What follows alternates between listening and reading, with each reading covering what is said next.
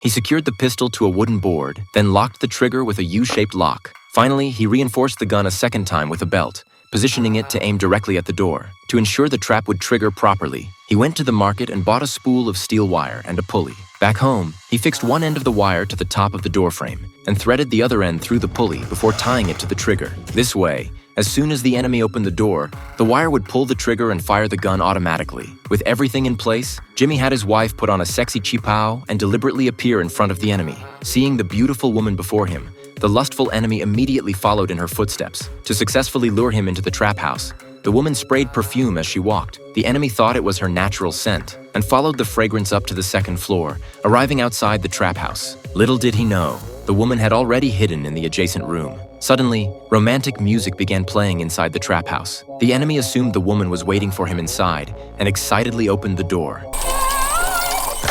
In less than a second, the trap was triggered. The enemy had no time to react and was killed on the spot. But after investigating the fingerprints on the gun, the Japanese commander quickly identified the killer. He immediately sent men to arrest Jimmy and didn't spare his wife either. Those animals took the woman to a building across from Jimmy and, right in front of him, violated her repeatedly. In the end, unable to bear the humiliation, the woman jumped from the 100-meter-high building and killed herself. Just when Jimmy thought he would be killed too, the commander unexpectedly let him go.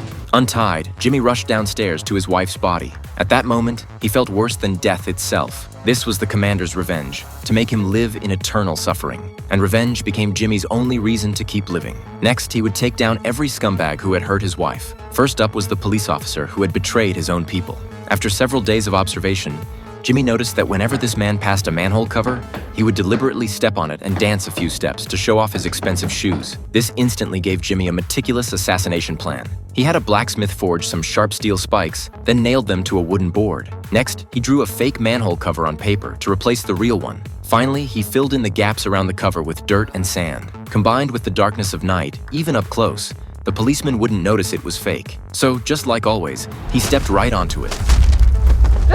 Instantly, the steel spikes on the board pierced through and killed him.